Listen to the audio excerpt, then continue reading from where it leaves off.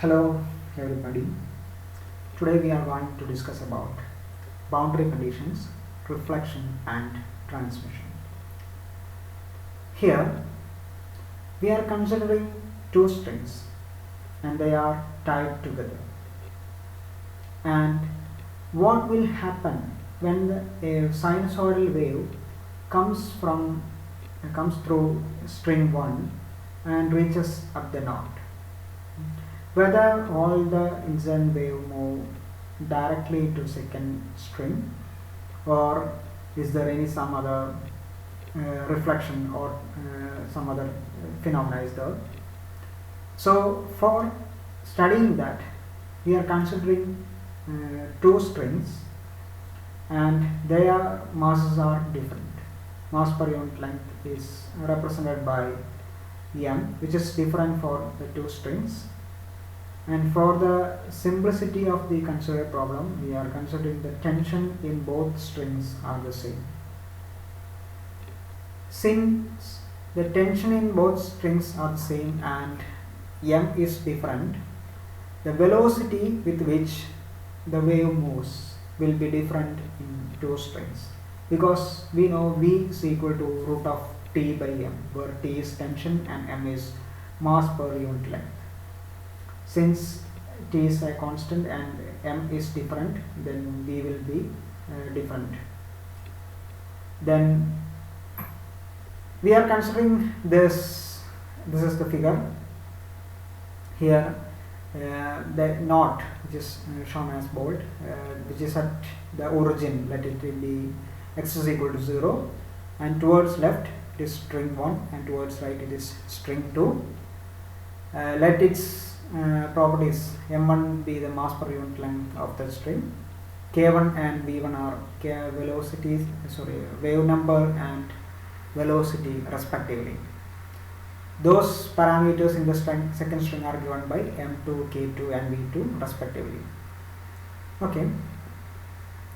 Here this shows an incident wave which is coming from negative infinity, that is x can be moved towards negative infinity and the wave is coming from infinity and reaches up to this point at the knot, and the expression for the incident wave traveling along string 1 is given by Fi is equal to ai e raised to I k1x minus omega t. Here Fi and ai are represented in complex notations. And when this incident wave reaches at the boundary between this second string, boundary with the second string, or at the knot, a part of the incident wave is getting reflected and part of it goes directly to the second string. This depends upon lots of other factors like the mass of second string and so. Just we are considering a general case here, and we are assuming that this incident wave, when reaches here, a part of it gets reflected and part of it gets transmitted. And reflected wave moves in the string 1 itself. Here shows its velocity, direction of velocity given as negative towards left. Here it is towards right. This is incident and this shows a reflected wave. And this is the transmitted wave which moves to second medium with velocity v2. Now the expression for reflected wave in string 1 is given by ar, which is its amplitude, e raised to I minus k1x, since moving towards right is taken as positive and hence moving towards left can be taken as negative as per sign convention. E raised to I minus k1x minus omega t. Then the transmitted wave, expression for transmitted wave is ft of x comma t, which is equal to at e raised to I k2x minus omega t. Here it is in second string, that is why it is given by k2 I k2x minus omega t. So these are the expressions for incident, reflected and transmitted waves. In all these conditions, look at this omega. Omega is taken as a constant, is the same, because all parts of the system are oscillating at the same frequency. This frequency is determined by a person at x is equal to minus infinity, where the wave is originated. The incident wave is originated from, as I have told earlier, it is from negative infinity. So the person who is at negative infinity position, or who is responsible for this wave, who measures the value omega, which will be the same throughout. Hence the expression for Fi, Fr and Ft, omega is, in all these expressions, omega is taken as the same. And we know omega is equal to k into v. This is from previous classes about sinusoidal waves. And omega is equal to k into v, which is a constant, but we know v and k are different in different media, but omega is a constant. So first medium, k1 is wave number and v1 is velocity, then k1 v1 is the value of omega in first medium, and k2 v2 is the value of omega in second medium. But since omega is a constant, you can say that k1 v1 is equal to k2 v2. So this is gives a relation v1 by v2 is equal to k2 by k1. This is just a mathematical rearrangement. And we have already studied about the relation between k and lambda, wave number and wavelength, and as per that relation, k is equal to 2 pi by lambda, or in terms of lambda, lambda is equal to 2 pi by k. So since k1 and k2 are the wave numbers, then you can write lambda 1 is equal to 2 pi by k1 and lambda 2 is equal to 2 pi by k2, which will be the wavelengths in string 1 and string 2. Then the ratio of wavelengths will be lambda 1 by lambda 2 is equal to k2 by k1. So these are the relation between wavelength, wave number and velocities. Okay. Now the sinusoidal wave traveling in string 1 have both incident and reflected wave. String 1 contains both incident and reflected waves. String 2 contains only the transmitted wave. So the net disturbance in string 1 will be the sum of effects due to incident and reflected waves, and that can be obtained by superposition principle. So this expression is expression for net disturbance, or the resultant wave in string 1 is given by f of xt is equal to fi of xt plus fr of xt. Here fi and fr are the complex representations for incident and reflected waves. So we have substituted the earlier result. Fi is equal to ai e raised to I k1x minus omega t, and fr is equal to ar e raised to minus I k1x e raised to I minus k1x minus omega t. So substituting this two, you can write this as ai e raised to I k1x minus omega t plus ar e raised to I minus k1x minus omega t, that is equal to fxt, net disturbance in string 1.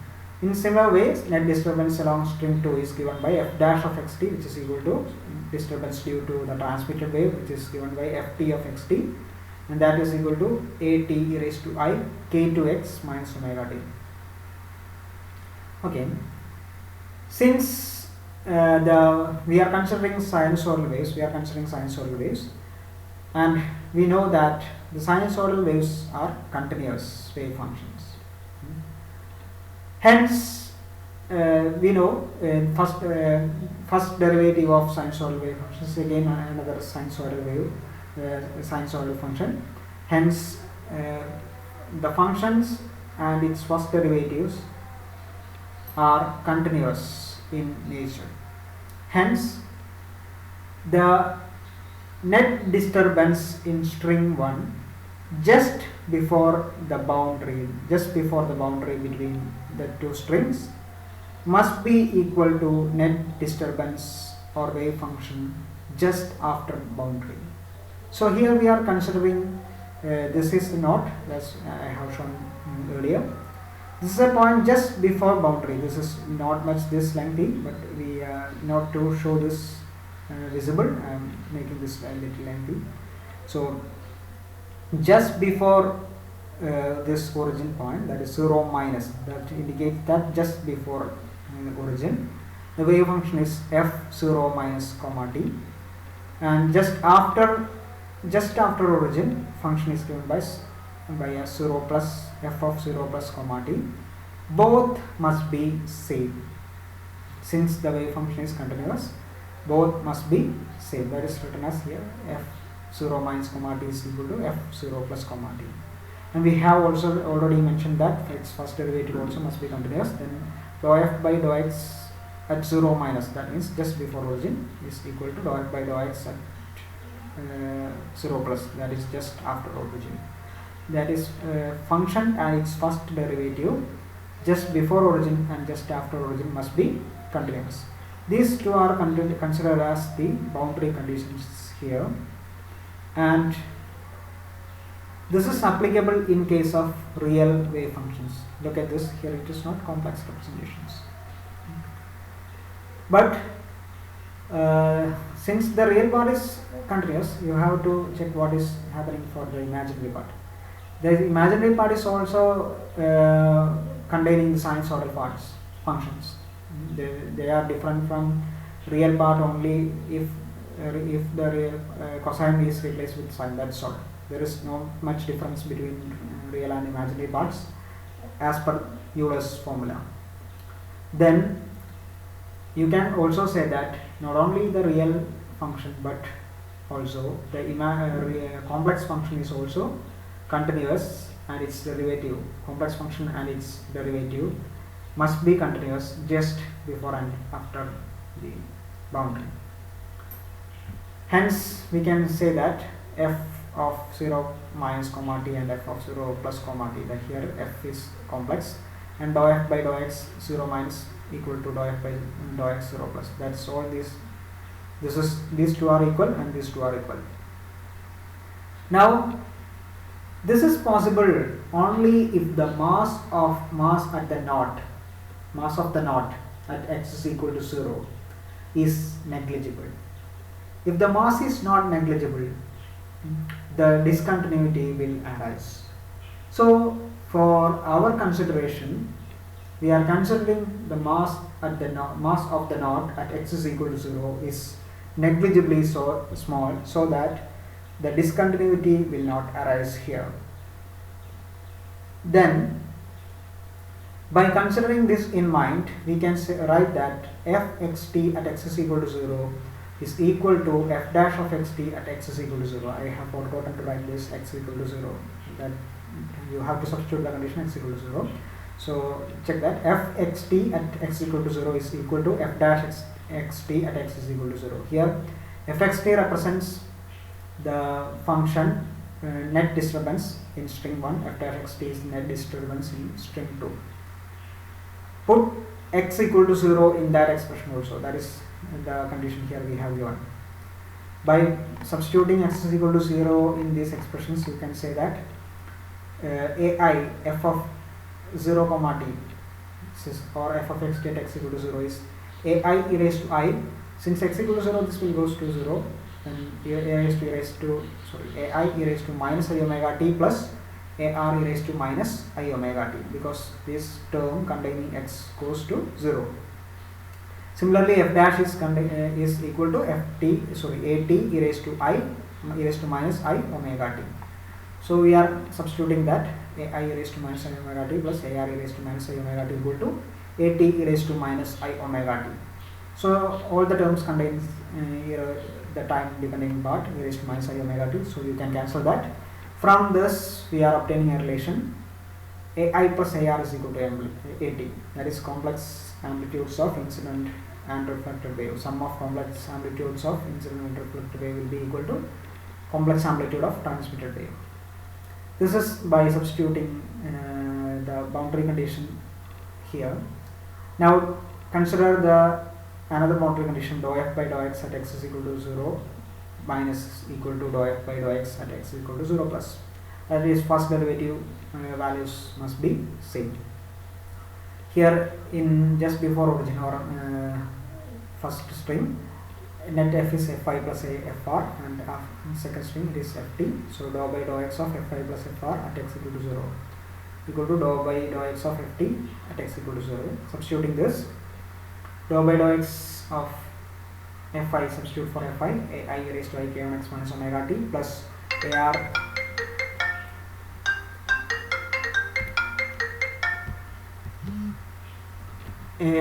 e raised to I minus k1 x minus omega t equal to dou by dou x at e raised to I k2 x minus omega t. After differentiating this, put x is equal to 0, that is our boundary condition. Put x equal to 0 after differentiating this, and you will get this is its differentiated result. Then put x equal to 0, then we will obtain that ai raised I k1 I into I k1 e raised to minus I omega t minus ar I k1 e raised to minus I omega t equal to at I k2 e raised to minus I omega t. You can cancel e raised to minus I omega t as earlier. So k1 ai minus k1 ar is equal to k2 at. From these 34 and 35 you can find ar and at. Just substitute for at from question number 34, that is at is equal to ai plus ar. On substituting that, k1 ai minus k1 ar is equal to k2 into ai plus ar. So these are just mathematical rearrangements. So k1 ai minus k2 ai is equal to k1 ar plus k2 ar. That will be on rearranging this, and you will get k1 minus k2 into ai is equal to k1 plus k2 into ar. From this, ar is equal to nothing but take this to the left, and k1 minus k2 by k1 plus k2 into a. This relates amplitude of incident wave and amplitude of reflected wave. Now multiply, in order to obtain the relation between ai and at, multiply the term at equal to ai plus ar, this equation, throughout with k1. That is, this is again a mathematical term, expansion. Multiply equation 34 with k1 and add to 35.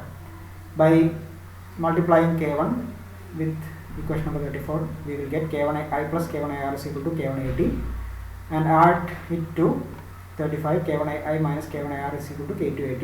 On adding these terms, k1 I plus k1 IR is kr plus k1 I minus k1 IR is equal to k1 AT plus k2 AT. Here there is k1 IR minus k1 IR. You can cancel these two, then you will get AT is equal to 2k1 by k1 plus k2 into AI. This is the relation between incident and transmitted amplitudes. These are in terms of complex amplitude functions. And we already know kV is equal to a constant, that means k is inversely proportional to V. So using this property, we have already written thus k2 by k1 is equal to V1 by V2. Using these relations, you can reach up to this one.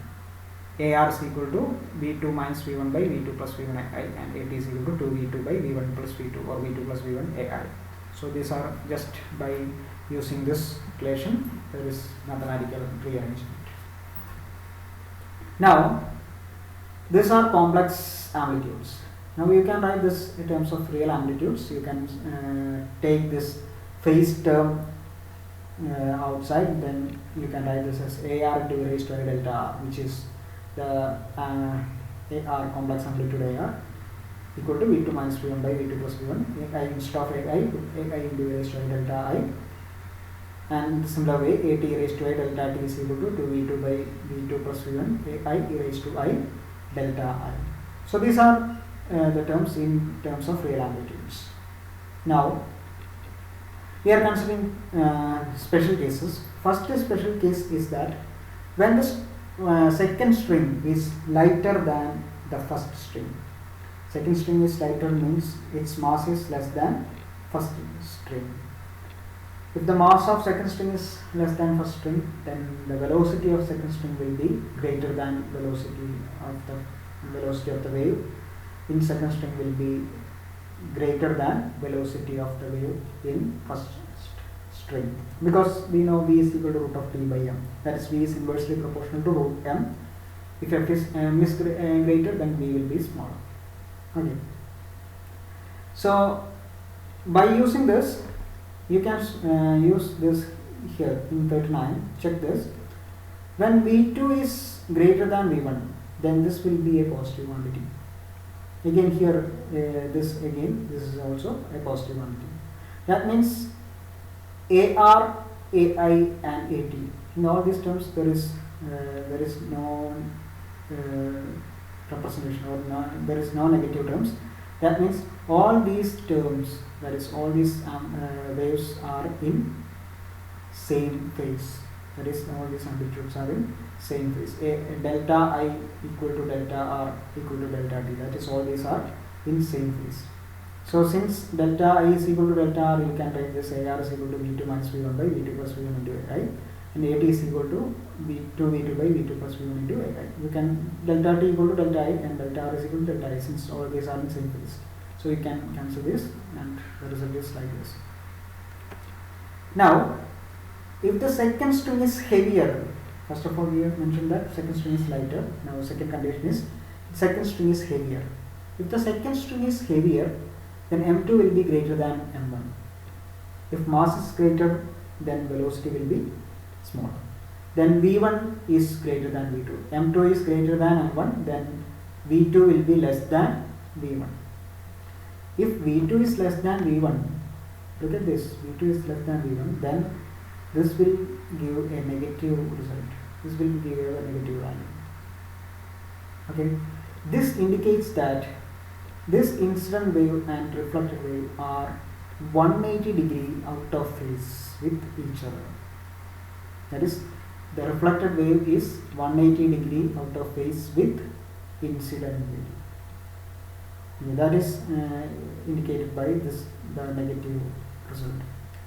Here there will not be any negative value because there is no subtraction here. Then this will be always positive. That means transmitted wave and incident wave are in same phase. So that is used here.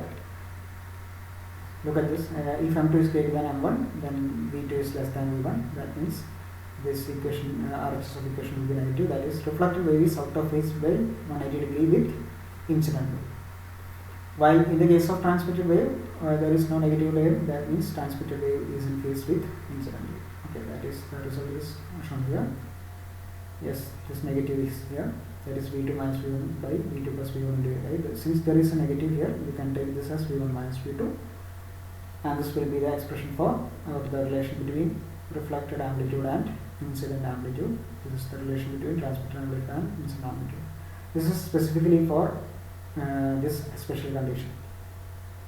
Now, if the second string is infinitively massive, mass of second string is infinity, goes to infinity, then you can find that velocity goes to 0 because m is v and m are inversely proportional. More accurately, v is inversely proportional to root m. So, since m goes to infinity, v goes to 0. Since v2, sorry, m2 goes to infinity, v2 goes to 0. When v2 goes to 0, this amplitude of transmitted wave is become 0, and amplitude of reflected wave, look at this, reflected wave, v2 goes to 0, like this, right? Then v1 by v1, there is v1 by v1, that is equal to 1. That means ai and ar in magnitude wise they are equal. Okay, that means all the incident wave meeting at the junction will get reflected back. That means there is no transmitted wave into second medium. But look at this, second string is massive than first, hence the reflected wave is 180 degree out of phase with incident wave.